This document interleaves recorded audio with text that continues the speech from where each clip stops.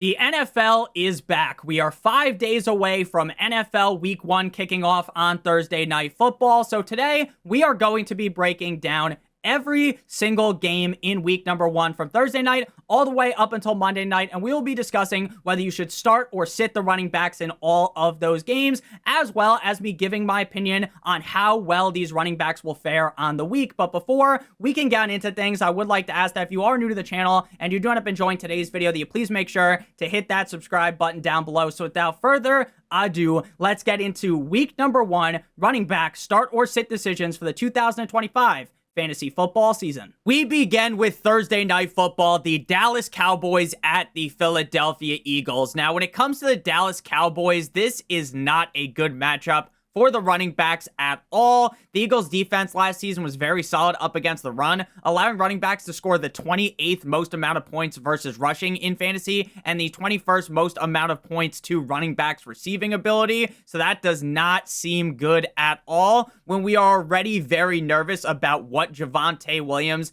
and the rest of these Dallas Cowboys running backs will do. The Cowboys enter into this game as 7-point underdogs, so we certainly do not expect to see a crazy amount of rushing from the Cowboys in this game, especially since the game could get out of hand very quickly. Javonte is on paper the lead back on the team, and he should see the most amount of touches out of any of the backs on the Cowboys, but this matchup is rough, and everything we have seen out of Javonte recently has been rough. So starting Javonte Williams would be rough in week number 1, and you should not be doing it. Now, Miles Sanders could be the running back 2 in this game. Jaden Bonnie Blue might be healthy enough to go. Maybe he is the running back number 2. But frankly, on the Dallas Cowboys, I don't feel comfortable at all playing any of the running backs in this game. For the Philadelphia Eagles, last year wasn't great up against Dallas. For Saquon Barkley, he finished as the RB26 on the week against Dallas in week number 10 in PPR, though he did only play 52.2% of the snaps in that game.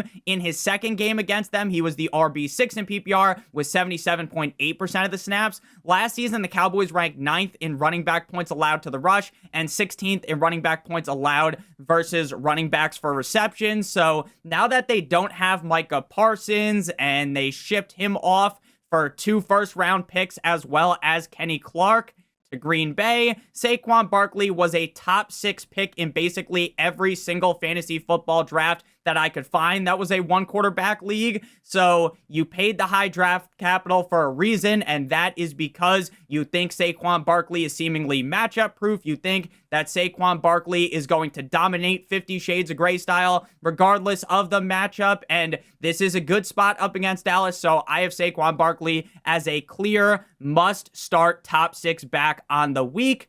Now, Will Shipley, I like what I've seen out of Will Shipley. Like, I legitimately think Will Shipley could be good if something was to happen to Saquon Barkley, knock on wood. But with Saquon Barkley healthy, unless the offense completely shape-shifts their philosophy into giving the running back 2 more work, Will Shipley definitely is just a handcuff. Now we move on to Friday Night Football with the Kansas City Chiefs at the Los Angeles Chargers. Now, Isaiah Pacheco left a sour taste in the mouth of many fantasy owners last season. He started off the season top 5 in expected fantasy points per game, but then he got hurt, and that was frankly all she wrote. It was the kiss of death for his season. When he returned, he was a shell of himself, well, because he fractured his fibula, and it is very hard to return quickly from that. Now we're about a whole year out from that injury, so I do believe he has the upside to return to his former glory. I expect the Chiefs to come out angry after they got embarrassed in front of the whole world in the Super Bowl by the Eagles. So I think the Chiefs are going to pound the Chargers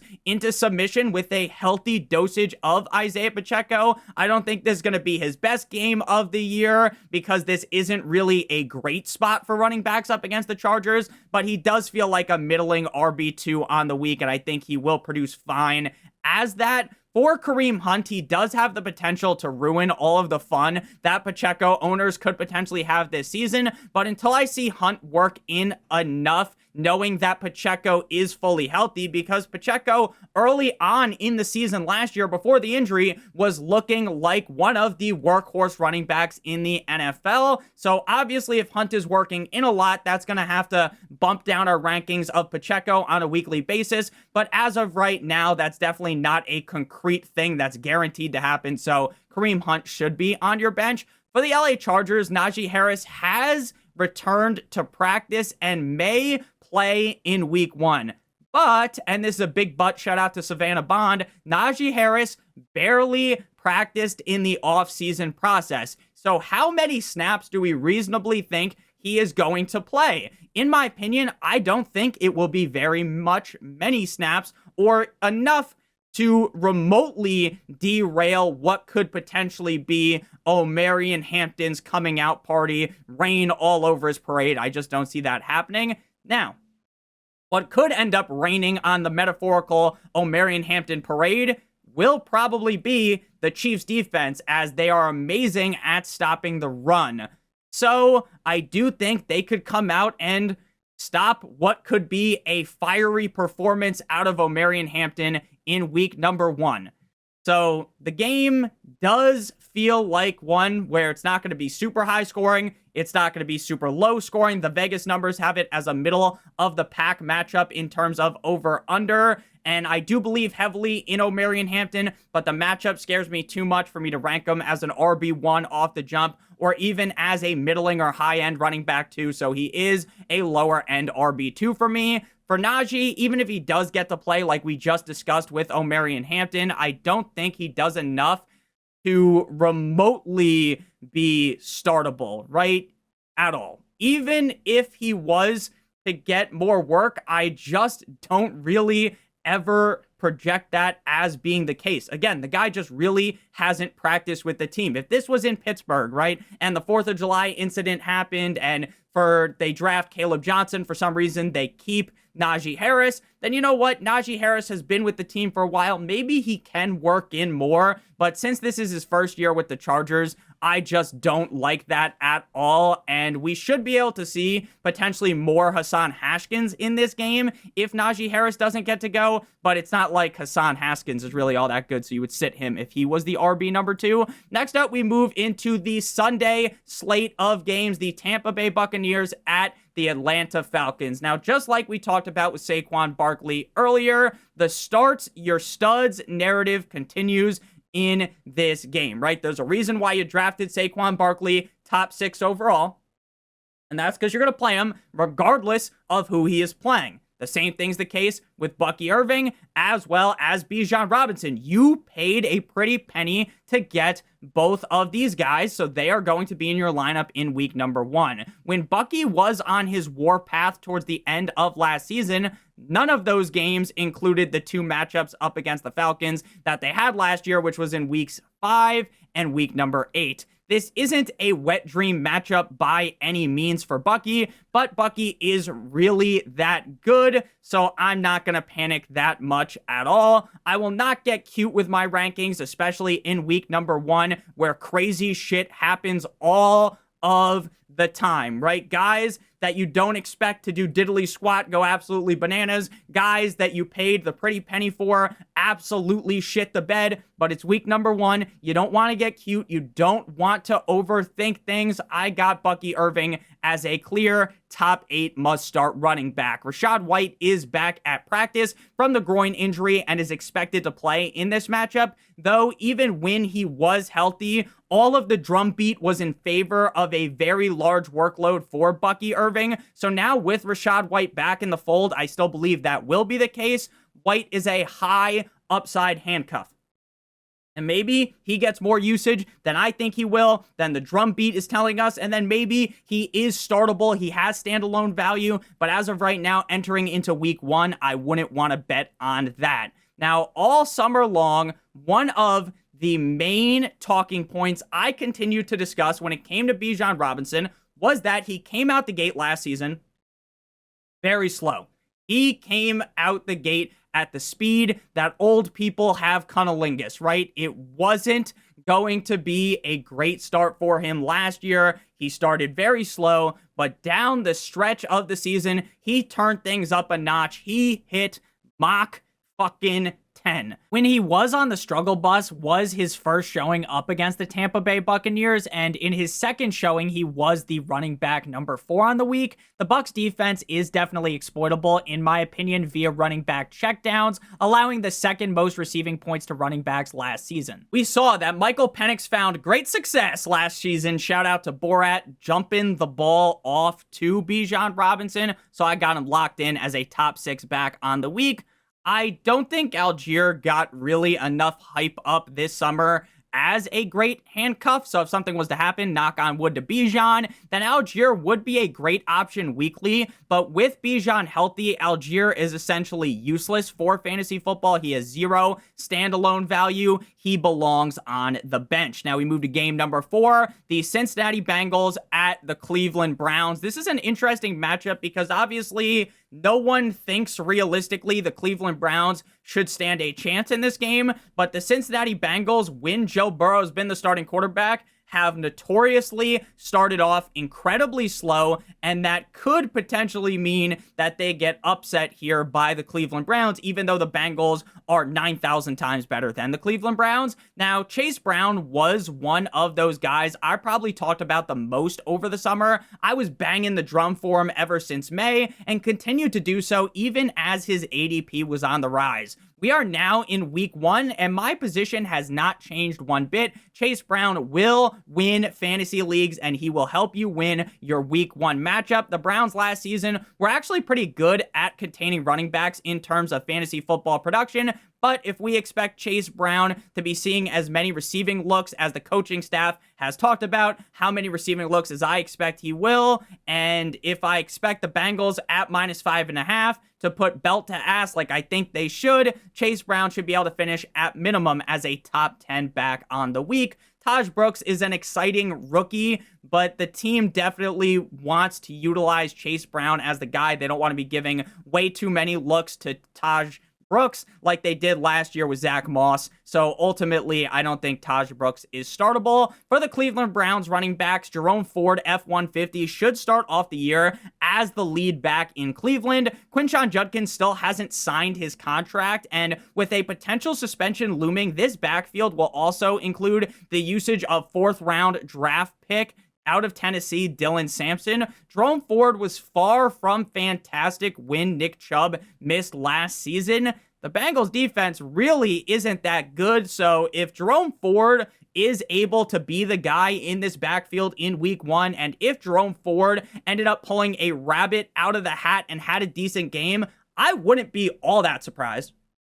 Because again, the Bengals defense is nothing short of straight up fucking dreadful, but ultimately with Ford and Sampson coming off the board so late in fantasy drafts, unless you are in this ultra deep 16, 18 team league, there is really no reason to attempt to play the guessing game here and start either of them in this matchup. Next up, we move to my Miami Dolphins at the Indianapolis Colts. But before we talk about this game, I would like to give you guys a quick word for our friends and our partner over at Underdog. If you're brand new to Underdog and sign up using promo code Notorious, or by clicking on the link in the video description, you will get a free pick plus a first-time deposit offer of up to $1,000 in bonus cash. You will also receive my fantasy football draft rankings. If you have not drafted yet, you will get them the day after you sign up, sent to the email you use to sign up. I love using Underdog for their best ball drafts. I love using Underdog to do their pick'ems on there as well. So make sure you guys do check out Underdog, promo code Notorious, or by clicking on the link in the video description to get your free pick, the deposit offer of up to $1,000 in bonus funds, as well as receiving my draft guide for free sent to your email as long as you deposit $10 and play in your first contest. So now we are back on into things here. The Dolphins at the Indianapolis Colts. The game that will decide my happiness for the next week. My Dolphins going up against Daniel Jones and the Indianapolis Colts. If the Miami Dolphins lose this game, there will be hell to pay for this loss is all I'm saying. And next week, I'm going to come on this video pause and be incredibly angry. I'm going to turn into the fucking Hulk with how much this is going to piss me off if we lose to Daniel fucking Jones. But what I actually want to say here is about the running backs, right? Nick, this isn't a Dolphins video. You shouldn't spend so much time talking about the Dolphins. Well, they're my favorite team, so I always tend to kind of talk about them more just because it's the game that excites me the most, right? I want my team to finally win a playoff game for once in my goddamn life. So GM Chris Greer has given us all of the positive news that Devon Achane will be ready to roll, like his name was Stu Feiner, with the calf injury. McDaniel previously stated that they were just being precautious with him missing practice, so I was not really worried at all, and I do expect close to a full workload here out of Devon Chain. With Tua, regardless of the matchup last season, Achane was looking like he was going to be on a warpath, Napoleon Bonaparte style, to finishing as the RB number 1 in fantasy football. Vegas has this game with the 5th highest over-under total on the week, so I feel great about Achane here against a defense that was not the best up against the run last season. I think Achane should finish as a top 8 running back. Now, if the Dolphins elect to ease Achane in and they elect to use the just the tip technique, then we could end up seeing Ollie Gordon come out and show everyone why you probably should have drafted him in the late rounds of your fantasy drafts. Now, I do not think that this will be the case. But we have seen Mike McDaniel elevate 2 running backs in Mostert and Achane in 2023 to fantasy football superstardom. If Gordon is available in your league and you have someone willing to cut to pick him up, then I would go ahead and do so, but he's definitely a guy that I would want on my bench for now. Now, as a Dolphins fan, I am fully prepared for what I already know is going to happen in this game. I expect Jonathan Taylor to absolutely face fuck this defense for a full 4 quarters. This dude is going to be so far down our defense's throat that they won't be able to eat without a feeding tube for roughly another month. The Dolphins' biggest kryptonite outside of our stadium being built on a Tequesta Indian burial ground is that we cannot stop the run. I don't care what the numbers say about how good the defense is against the run. This defense gets hit harder than Max Holloway hit Justin Gaethje at UFC 300. JT will be at minimum a top 10 finisher on the week, and I got him inside the top 6, with JT being one of the last true workhorse running backs in the National Football League. Giddens is nothing but a handcuff, but he could turn out to be a great one if something would happen to Taylor due to how good their offensive line is. But he should not be in anyone's lineup with Jonathan Taylor healthy. Next up, we move to game number 6, the Las Vegas Raiders at the New England Patriots. In Gentry's first ever true NFL action outside of preseason, I expect him to put up a statement game to put the league on notice that just because he didn't play up against the SEC defense, the man can ball out at the highest level. Gentry is going to be utilized heavily inside of this offense. We know Pete Carroll loves 2 things. It's chewing bubblegum and running the football. So Gentry is going to get a massive workload in this offense. Great spot up against the Patriots defense. I do expect this to be a lower scoring game though. So I don't know if Gentry is going to come out the gate dropping a 30 bomb, but if it is lower scoring, they're not going to be getting pounded in the back, having to throw the ball a ton late on in the game, so we should see a lot of opportunities for Ashton Gentry in his rookie debut. He is a top 10 running back for me on the week. Now, Raheem Mostert fell off quicker than Fetty Wap did after the summer of 2015. He went from the RB4 in PPR points per game in 2023 to the RB53 last season, with Gentry being the clear bell cow back. I don't see Raheem Mostert carving out a decent enough role to be startable, so I would not start him. For Travion Henderson, I kind of just talked about Gentry super positively, right? I was giving him the Gawk Gawk 9000 special and would love to sit here for week 1 and do the exact same thing for Travion Henderson. And while I feel great about Henderson from a season-long perspective, I want to be very cautious with my ranking of him early on in the season, and especially in week number 1. We know this is going to be a 2 running back system with Ramondre Stevenson. So in week number 1, there is a chance that Henderson is stuck watching from the sideline while Ramondre is getting more work, and you wanting to pull your hair out watching the game because you already know Travion Henderson is 90 light years better than Ramondre Stevenson. Now, Henderson did look great in preseason, like Anne Hathaway as Catwoman in Dark Knight Rises, and he will be making splash plays in this matchup. But ultimately, I don't trust Josh McDaniels' ineptitude enough for week 1 to rank Henderson as a top 20 back. He is in the low-end RB2 to high-end RB3 range. The upside is clearly there, but there's definitely enough things to be worried about for me to truly bang the drum for him. While Ramondre Stevenson left fantasy owners asking themselves why they even play fantasy football last season, with a new coaching staff, he will retain a piece of this offense. My personal hope is that they toss this man to the side and use the new shiny piece in TreVeyon Henderson. But again, I am hesitant to be all in on him in week number 1. I actually think it is very possible in this game that Stevenson outscores Henderson, but I would much rather roll out the guy who actually catches passes, so Stevenson should be on your bench. Next up, we move to the Arizona Cardinals at the New Orleans Saints. Now, we got a matchup right here of 2 running backs who people were scared to draft because they are old and people project that they are going to fall off. But they will probably both end up paying off at ADP, in my opinion. The talk of August was how much usage James Conner versus Trey Benson would get. All offseason, the notes were, look, James Conner is still going to be our guy. The coaching staff loves James Conner. But then James Conner goes out there and says, you know what, me and Trey Benson, we're like 1A, 1B. And then everyone starts to panic, right? Despite the fact that the coaching staff has kind of been all in on James Conner being the guy. So this game, we should get a good confirmation on if I am right and James Conner is the guy, or if Trey Benson is going to be a menace to society if you are a James Conner owner. I like this spot for Conner and would expect him to be a high-end RB2 up against the Saints. If Benson is more involved than I think, Benson could weekly have the ability to be started if you're down bad. If the Cardinals offense takes a big leap up as well. But for now, I will stick with my priors that James Conner's the guy and leave Benson rotting on my bench. Spencer Rattler has been named the starting quarterback according to head coach Kellen Moore. To me, this isn't really a move that moves the needle that much, right? I don't think he's significantly better or significantly worse than the other option that could have started in Tyler Shuck. This matchup is above average for Kamara. I expect a load of dump-offs here to elevate Kamara's game, considering they are 6.5-point dogs. Kamara is a high-end running back 2 for me on the week. I like both him and James Conner. Now, we haven't really seen much of Kendre Miller ever since he was drafted back in 2023.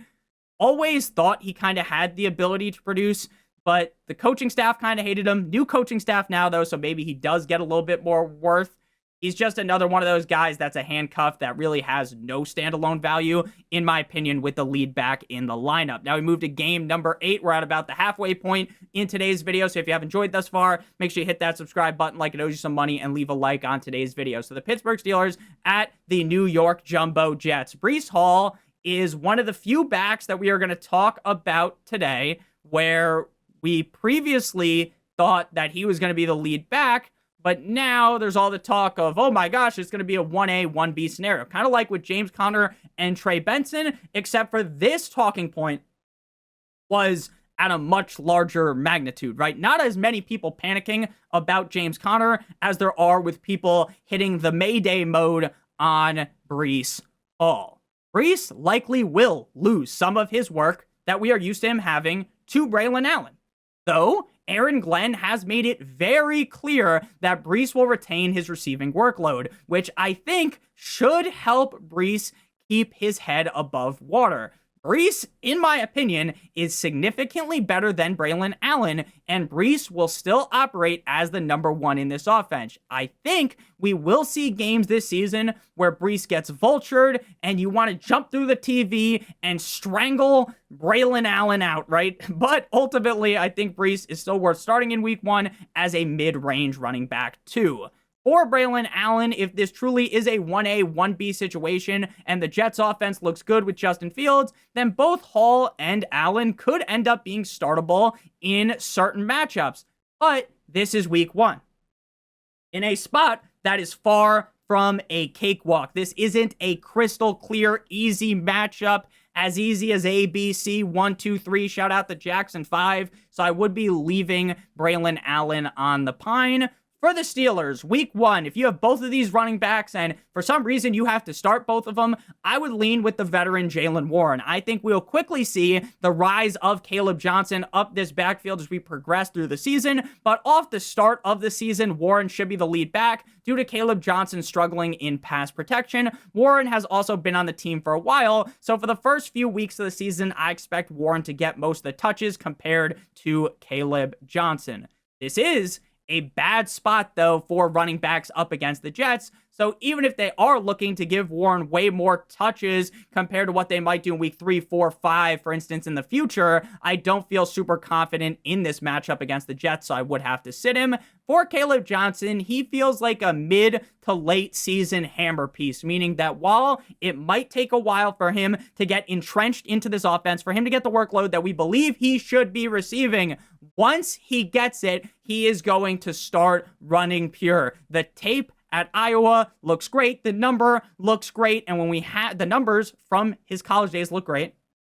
And when you have a team that runs the ball as much as the Pittsburgh Steelers, this is a situation that we are going to find great success with Caleb Johnson. But again, it's going to take some time, so don't go out there instantly starting Caleb Johnson. Next up, we move to the New York Football Giants at the left hands up. Who are we? The Commanders. Now, the only startable running back in this game is Giants running back Tyrone Tracy. Tracy is expected to see 30% snap split compared to Cam Skattebo, 70% Tracy, 30% Cam Skattebo. Tracy should slot in as a bottom of the barrel start in the RB3 range. Now, this actually isn't a horrid spot here up against the Commanders, and while everyone is kind of drinking the Giants juice after some great preseason showings, that was the preseason. Now they're going up against the Commanders, who are one of the best teams in the NFC and one of the best teams in the NFL. Tracy will get the touches needed to succeed, but this could be a game that gets out of hand very quickly. I do believe that Tracy has solid pass catching abilities, so he should be able to keep his head above water and not completely face fuck you all game long where he's not doing anything. But in terms of my excitement level, I'm not going to sit here and pretend that I'm excited to play Tyrone Tracy. Skattebo missed a decent chunk of training camp, and with Tracy being the main guy, I would feel comfortable playing him. I would not feel comfortable, in my opinion, starting him in his NFL debut if we expect Tracy to see that much work. Now, for the Commanders, I actually think one of these running backs in Washington could end up having a good game if this is a game where we are seeing the Washington Commanders really put a beating down on the Giants. If I had to play one of them, it would be Eckler. Bill is the poster boy. JCM, Ja'Cory Krosky-Moret, Bill Krosky-Moret has been the legitimate, Google hype. And a picture of Bill shows up, right? Everyone has been talking up Bill. Everyone's getting down on their knees and giving him the Suka LaMink special. The second they got rid of Brian Robinson, everyone is jumping for joy, yippee, to draft Moret. I think ultimately he has the biggest upside to be something real in this offense, and Eckler is kind of just a benefactor of being in the offense and having great pass catching abilities. But for week 1, I'd like to let this situation play out. But if you wanted to take advantage of a matchup you might think might be exploitable with the Giants, then go ahead and play Eckler. But for me, again, when you draft a guy as late as you drafted Eckler or Bill, you just don't need to play them in week 1. You start your studs early on in the season. Next up, we move to the Carolina Panthers at the Jacksonville Jaguars, the battle of the Cats. Last year ended on an incredibly high note for Chuba Hubbard as he laid the pipe down like he was a plumber against the Arizona Cardinals in Week 16, dropping 32.5 PPR points. This matchup has me feeling real nicey for this week, with Chuba starting off the season with a bang like his name was Mike Breen. I feel very good about a high-end RB2 finish for Chuba, but he may creep up into the top 12 by the time I actually end up doing my rankings, given this matchup is so great. It is just kind of hard to rank him ahead of some of the guys that, you drafted in round 1. You're drafted in round 2. Again, it's important not to get super cute in week number 1, not to try to overthink things. There's a reason why you drafted these players so high in the summer. It's because you believe they are really that good. You might just get hit with Rico McMillan. Rico Dowdle was solid last season in Dallas, but there have been zero birdies chirping about Rico seeing enough work in this offense to be startable. So with no Rico drumbeat, he's just kind of a handcuff, though he is a fun handcuff like the pink fuzzy ones I got inside of my nightstand. For the Jacksonville Jaguars, it's another scenario like we're talking about with Eckler and with Bill, right? If I had to bet on who will see the most touches, ETN versus Bigsby, I would bet on ETN in this game. But I also wouldn't take out a mortgage, bet my wife, bet the kids, bet the dog on this take, right? This is one of those scenarios where it being a big guessing game to me, and with none of them being drafted so highly, you just shouldn't feel obligated enough to start them in a true 50-50 scenario. Week 1 will not necessarily give us the information for the rest of the season, but it should give us enough information for at least the next couple of weeks. Unless, of course, like Bigsby somehow rushes for 200 yards or ETN does that, right? That would be very strong information for us. There also has been a lot of trade rumors surrounding ETN and Bigsby, so I just don't really have enough confidence to start either guy. Now we move into the 4 p.m. slate on Sunday. The Tennessee Titans at the Denver Broncos. Without Tajay Spears for the start of the season, Tony Pollard will be seeing a large share of touches in this backfield. Pollard is a guy that I've begun getting more excited about just due to the injury, because this really seemed like it was going to be them wanting to give Spears more touches. But without Spears, Pollard's going to be able to gobble up a big role in this offense. But, and this is a big but, shout out to Kelsey Monroe, this is a tough spot with Cam Ward's first game up against with what might be on paper the best defense in the NFL. Titans are 8-point dogs in this spot, putting Pollard in as a RB2 to high-end RB3, because this just isn't the best spot for him. Joey Chestnut's brother, Julius, will see a few touches, but nothing enough to even roster him, because frankly, I think even if Pollard was to go down, knock on wood, I am not even sure he'd be able to take advantage of that. For week 1, J.K. Dobbins is the guy to have in this Broncos backfield. Broncos insider Benjamin Albright said that Dobbins will be the starter, and I think that will be the case early on in the season. Note how I didn't say for the whole season. I just said early on in the season. We will see both Dobbins and Harvey play in week 1, and I think both of these guys can coexist in this backfield. But for game 1, with Dobbins listed as the starter seemingly, he has the upside to elbow drop the Tennessee Titans defense. There is a risk due to Harvey being there, but for this game, I feel good about Dobbins being a low-end RB2 to high-end RB3, the same range as a guy like Pollard. I may feel a little bit safer about Pollard due to his workload, but I think J.K. Dobbins has the much stronger upside to really put up a top 12 game like we saw him do a couple of times last year in LA. Very excited to see what we get out of Harvey's rookie year, but again, it's week 1. And if Dobbins is going to be the lead back, we don't need to get cute and start RJ Harvey. Next up, we move to the San Francisco 49ers at the Seattle Seahawks. Now, I don't think I have been this excited for a non-Dolphins game that wasn't a playoff game in years. I am absolutely ecstatic. I am bricked up thinking about what my main man, Christian McCaffrey, is going to do to the Seattle Seahawks. He is going to eat them alive. I have had so many people basically tell me that I was dropped on my head as a child, or that I did too much galaxy gas, and my brain cells are fucking fried because I like Christian McCaffrey. Pretty average matchup here for CMC, and I expect him to take advantage of that. When this guy is healthy, he is essentially matchup proof, clear high-end RB1, and he is in my top 5 for the week. Brian Robinson joining fellow other player who has been shot recently, Ricky Pearsall on the 49ers, is interesting if something was to happen to McCaffrey, but with McCaffrey healthy right now, I don't see B-Rob playing remotely enough of a factor for him to be started. For the Seattle Seahawks, there has been some talk recently about Walker and Charbonnet splitting the load like you're watching a vintage Mia Malkova and Riley Reid video, but I don't really feel confident enough in that to give Walker the boot to being a sit. If Walker can stay healthy, he has all of the ability to win leagues in 2025. The zone run scheme with Clint Kubiak that he brings to this team should be fruitful for Kenneth Walker. This is a fine matchup for him up against the 49ers in Seattle, feeling a high-end RB2 finish out of Walker in the RB 13 to 15 range. Zach Charbonnet may honestly be the best handcuff in fantasy football. When Walker has been out, Charbonnet has been putting defenses on a t-shirt like his name was Tay-K. He is burying them out back. The rumors of a split backfield could elevate Charbonnet to being startable when Walker is in the game, but as of right now, I wouldn't get too overzealous with that talking point. Next up, we move to the Detroit Lions at the Green Bay Packers. Now, the talk of the summer surrounding around the Lions, outside of what's going to happen without Ben Johnson, is the incredibly bullish news of the usage of Jahmyr Gibbs.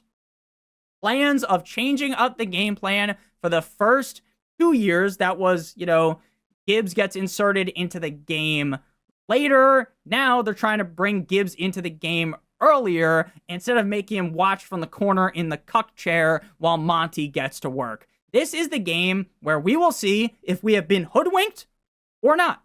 This is far from a wet dream matchup for a running back, but frankly, Jahmyr Gibbs is Jahmyr Gibbs, and even if he struggles getting going running the rock, I think he's going to see a fair share of pass-catching opportunities to make up with that, and with the matchup currently having the second highest over-under on the week, I expect Jahmyr Gibbs to eat like a chubby mom before she got on Ozempic, so top 5 running back for me on the week.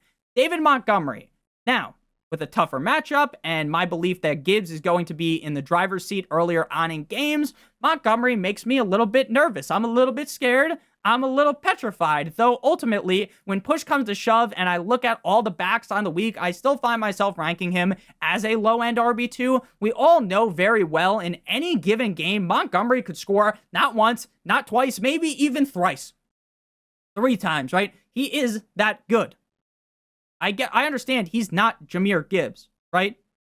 But Sonic and Knuckles can play ball, and they can both work in unison together.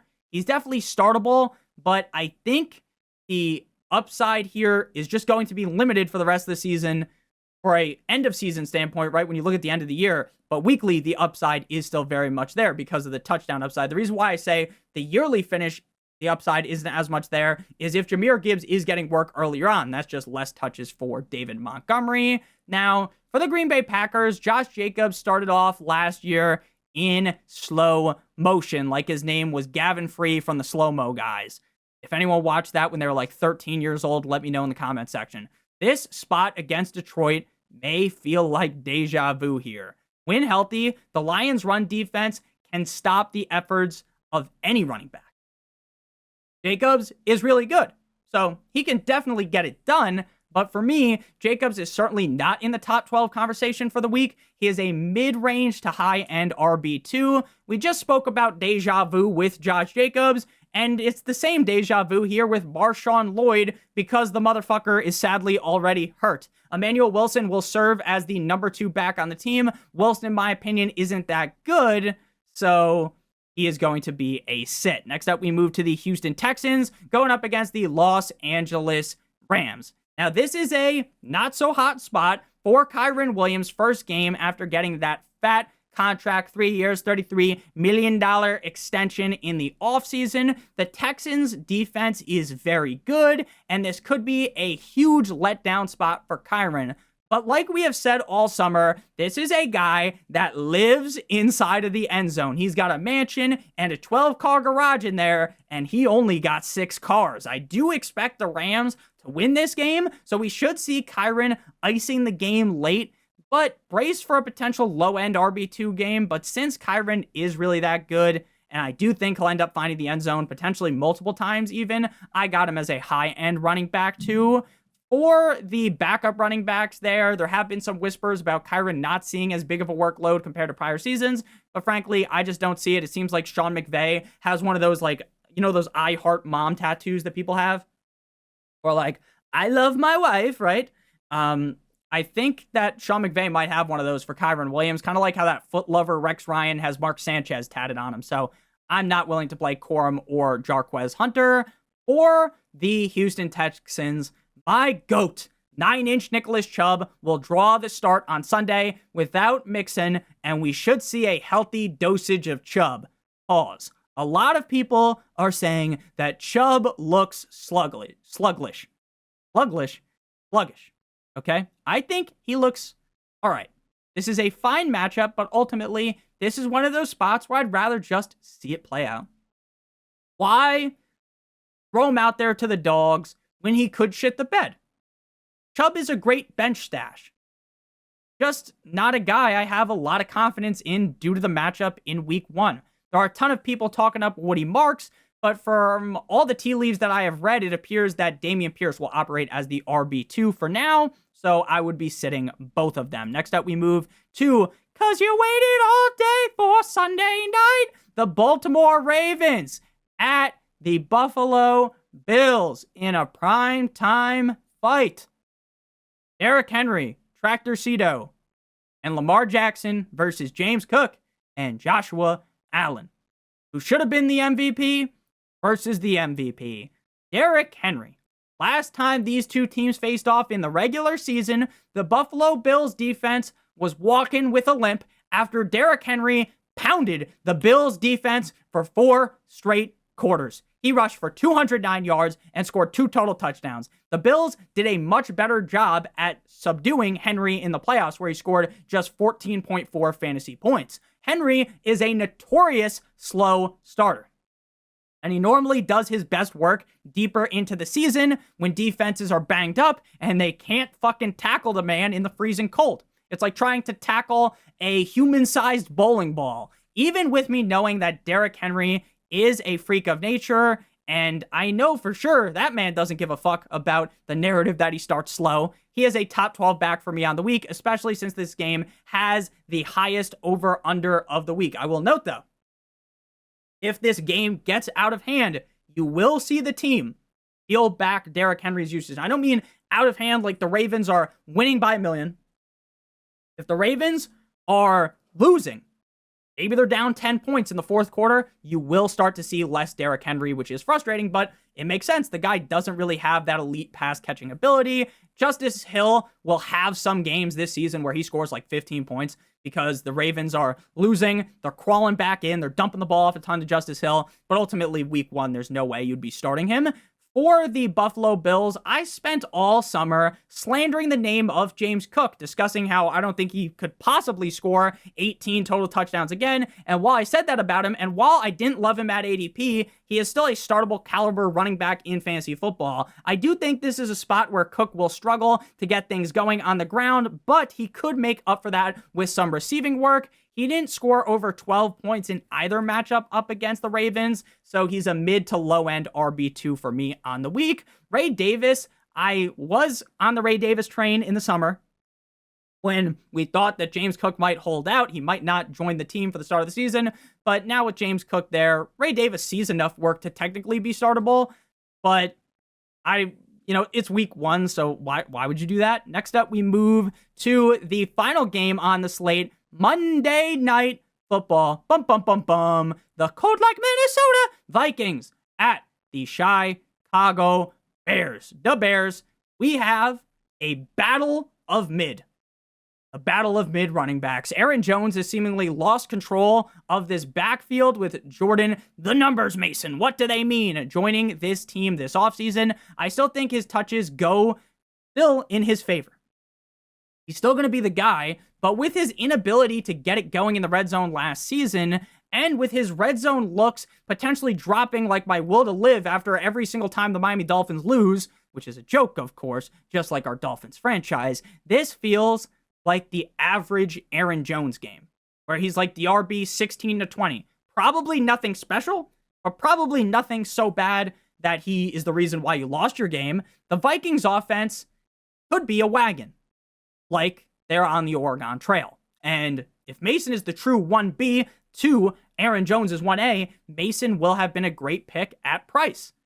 Interested to see how the split works in a real game, but as of right now, I would feel the best just having Mason sit on the bench, especially since it's week 1 and none of the running backs are hurt. No one's on bye. Why the fuck would you play Jordan Mason in week number 1, even if you like him as much as I do? DeAndre Swift should get a boost up because the offense will be better this year, but with DJ Moore potentially getting carries in the red zone and just carries in general, this really does hurt the upside of Swift if this is the case, which is something that we've heard all offseason, that they're trying to get DJ Moore more involved that way. And to me, that also kind of shows that the team isn't in love with DeAndre Swift, who struggled both times up against Minnesota last year. I expect him to get like 9 to 12 points here, so low-end RB2, high-end RB3. Roshan and Kyle Monagai can both work in this game. We'll see how these guys recover from their injuries. We'll see who's actually truly healthy. But even if just one is playing and not the other, I still would not play him because Swift is in the driver's seat. So thank you guys all so much for watching. If you did end up enjoying today's video, make sure you guys hit that subscribe button down below like it owes you some money. Leave a like on today's video. It would help me out a ton. If you want to follow me on Twitter or X, please do so at NotoriousFNTSY. Check out one of the videos on your screen if you haven't seen them already. I love you a long time. Have a great one. And as always, goodbye.